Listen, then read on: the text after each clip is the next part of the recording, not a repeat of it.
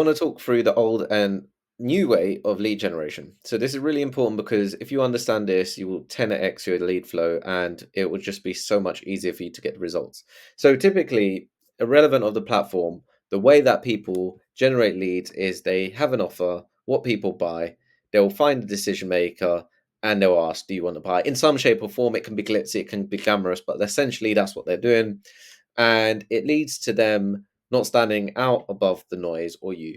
And that's why you fail to generate leads, or you speak to loads of people that aren't relevant or that won't buy your stuff because you're buying leads for cheap from some random source, or the leads that you do have that are coming in from this method are very slim or marginal, so you can't really make profit from your initiative.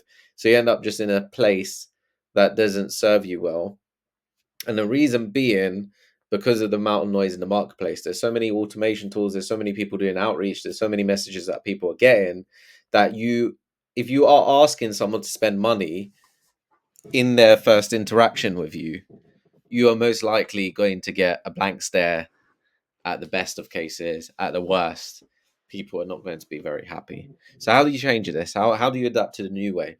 Well, you've got loads of things going for you. So you've got one, the triggers. So people now, you can identify people who have moved jobs, people who have their company's grown, their headcount of a specific segment within their organization has grown. They've opened up multiple offices. They've started hiring for job roles. You've got context now, so you can actually reach out to people specifically based on a certain situation that they're having.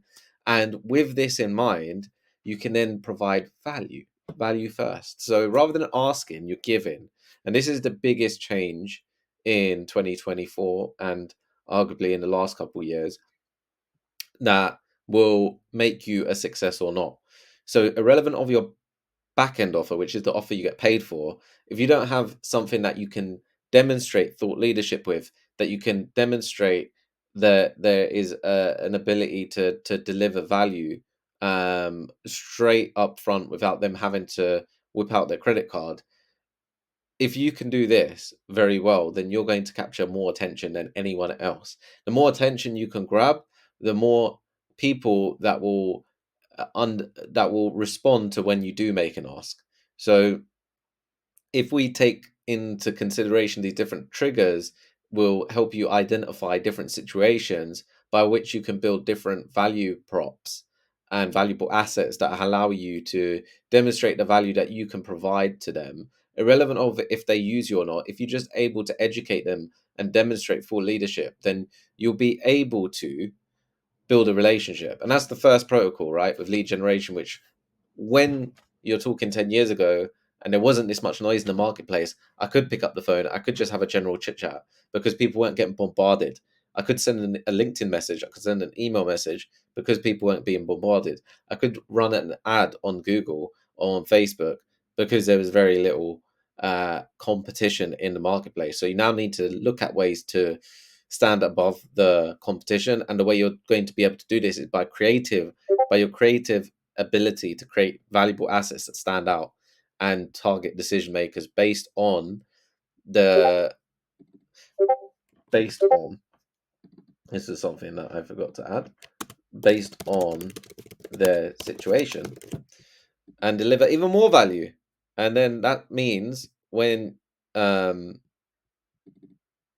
you interact with them, they'll actually reach out to you, or when you do ask, they will be happy to say yes. It's the law of reciprocation as well. So if you deliver value after value after value, then you ask for that meeting, they'll jump on that call more than willingly. But more so than that, it aids the whole sales process. So if someone's delivered and received that much value off of someone, and I've had this experience, right? So a consultancy I went out to, they just delivered so much value in terms of their methodologies and their approach and their thought process that I jumped on the call with a founder. I was ready. I was ready to buy it, and I jumped onto about 5 other calls with different prospects. But because this person had delivered so much valuable value to me without really going for an ask, um, when I was ready, I reached out to them, booked myself in a call, sent them money. So the same can be done for your business. And if you spend more time on giving rather than asking, you'll find that you get a lot more bang for your buck in the long term. Cool.